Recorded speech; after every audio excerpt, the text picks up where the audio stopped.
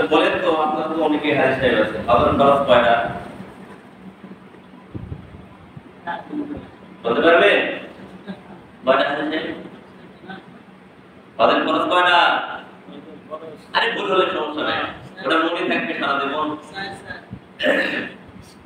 হযরত ফরজ মূলত চারটা। কয়টা? মূলত চারটা। এই চারটার মধ্যে দুইটা হচ্ছে সব থেকে বড়। দুইটা কি সব থেকে বড়? এর মধ্যে প্রথম নাম্বার যেটা, এক নম্বরে যেটা পড়ে হযরত ফরজ, সেটা হচ্ছে নিয়ত করা। কি করা? নিয়ত করা। হযরত নিয়ত কিভাবে করবে? আছে নামাজের টাকা দাঁড়ান না দেন, নিয়ত করলে কি নিয়ত করে? তাহলে হযরত কি নিয়ত করছে?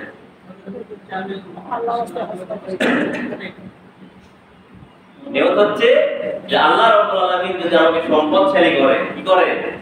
সম্পদশালী করে, যে আমি যদি এই আমার বাড়ি থেকে শুরু করে ধস সম্পাদন করে আসা পর্যন্ত এই পরিমাণ অর্থ যদি আল্লাহ রাব্বুল আলামিন আমাকে দেয়, ইনশাআল্লাহ আল্লাহর রাস্তায় হজ করব। এটা হচ্ছে হজের নিয়ত। এটা কি? এটাই হচ্ছে নিয়ত। তো আপনারা যখন হজ করতে গেছেন তখন আপনি বলেছিলেন এই কথা? হ্যাঁ, মনে নেই? আর বলার দরকার নেই। তার মানে হজের নিয়ত করতে হবে। হাজী সাহেব যদি মনে করে যে আমি সম্পদশালী হয়েছি, আমি হজের নিয়ত করব না, তাহলে তার হজ হবে না। যত সম্পদশালী হন আপনি, সম্পদ থাক অথবা না থাক, নিয়তটা করতে হবে। নিয়ত জরুরি। নিয়ত কি জরুরি? নিয়তের ভিতরে যদি গড়বড় হয়ে যায় তাহলে কিন্তু মুশকিল। অনেক শিক্ষক আছে না, অনেক শিক্ষক কিন্তু তার উপর হজ ফরজ হয়ে গেছে। এমন শিক্ষক নেই আছে, কিন্তু হজ ফরজ হয়ে গেছে। সে করে কি? সে পেনশনের দিকে তাকিয়ে থাকে, কয় পেনশনটা উঠুক, উঠলে হজ করতে যাবে ইনশাআল্লাহ। কিন্তু ও তো বুঝতে পারতেছে না যে ওর উপর হজ ফরজ হয়ে গেছে। এখন যদি হজ কাজা করে মারা যায় তাহলে সে তো ইহুদি অথবা নাসারা হয়ে মারা যাবে। কি হয়ে?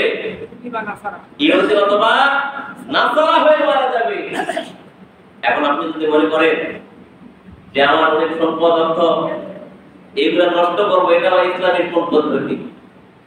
এমনও কিন্তু চিন্তা ভাবনার লোক আছে না, যে চিন্তা করে যে এই অর্থ সম্পদ এতগুলো 8 লক্ষ 7 লক্ষ টাকা লাগবে, এই টাকা নষ্ট করার কি দরকার? কিন্তু আল্লাহ রাব্বুল আলামিন বলতেছেন যে তোমরা যে টাকা খরচ করতেছো, তোমরা যে অর্থ খরচ করতেছো, এটা অন্য কোনো পথে খরচ করতেছো না, অবপায় খরচ করতেছো না, বরঞ্চ একমাত্র যার সন্তুষ্ট অর্জনের লক্ষ্যে খরচ করতেছো, তিনি হচ্ছেন মহান রব, আমাদের মহান মুনিব আল্লাহ রাব্বুল আলামিনের রাস্তায়। বলি সুবহানাল্লাহ। আবার অনেকে বলেন যে আমার জমি জমা আছে, আমি জমি জমাকে নষ্ট করবো নাকি? আমার ছেলেপেলেরা কি খেয়াল আসবে? ছেলেপেলেদের চিন্তা তো করতে বলে নাই, কিন্তু দেখতে হবে যে আপনার জমি জমা আছে, ওই জমি জমা বেচা কিনা আপনি হজ করতে যেতে পারবেন কিনা। আবার হয়তোবা শয়তান বারবার এসে ধোঁকা দিয়ে যাবে, বলবে ভাইরে এত কষ্ট করে সম্পদ করছি, এই সম্পদ বেচার দরকার নাই। আবার অনেকে বলে যে এই সম্পদের উপর ছেলেমেয়ের হক আছে না নাই। এমন প্রশ্ন আসে না আমাদের মনে, যে এতগুলো সম্পদ করলাম নষ্ট করব, আমাদের সন্তানের হক নাই এই সম্পদের উপর? হ্যাঁ, সন্তানের হক আছে, সন্তানের হক আছে। তার আগে আপনার হক আল্লাহর উপর আছে। আপনার হক কার উপর আছে? আল্লাহ। আল্লাহর উপর জিম্মায় আছে আপনার হক। এখন যদি আপনি হক করে না মারা যান, আপনি হয় ইহুদির কাছে যাবেন, নয় নাসারার কাছে। আপনি কি করবেন? আল্লাহর হক আগে পালন করতে। তাই প্রথম নাম্বার শর্ত হচ্ছে কি করতে হবে?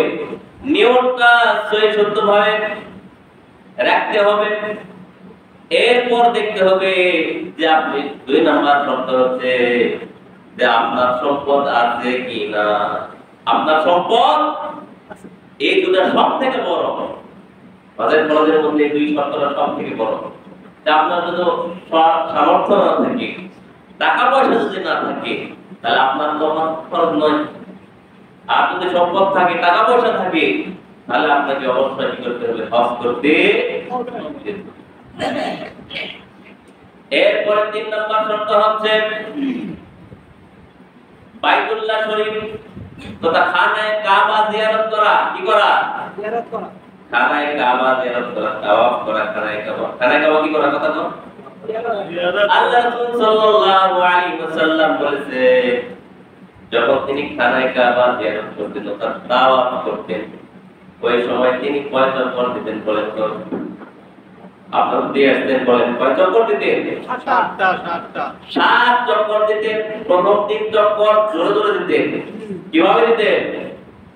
প্রথম 3টা দিতেন জোরে জোরে, আর পরেরটা 3টা একটু স্লো গতিতে দিতেন। কি গতিতে? একটু ধীর গতিতে দিতেন। এইভাবে আল্লাহ সাল্লাল্লাহু আলাইহি সাল্লাম 7টা চক্কর কি করতেন? শেষ করতেন। এরপরে 4 নম্বর শর্ত হচ্ছে আরাফার ময়দানে অবস্থান করা। কোথায় অবস্থান করতে হয়? ইয়াউমুল আরাফা। আরাফার ময়দানে কি করতে হয়? অবস্থান করতে হয়। এখন আপনি যদি মনে করেন যে হজ করতে গিয়ে আরাফার ময়দানে যেতে হবে, এটা বা কেন নিয়ম? এত গরম, এত রোদ, সেখানে যেতে হবে? আসলে তা নয়। আল্লাহর বিধান, আল্লাহর হুকুম অবশ্যই পালন করতে হবে। এই জন্য আমাদেরকে কি করতে হবে?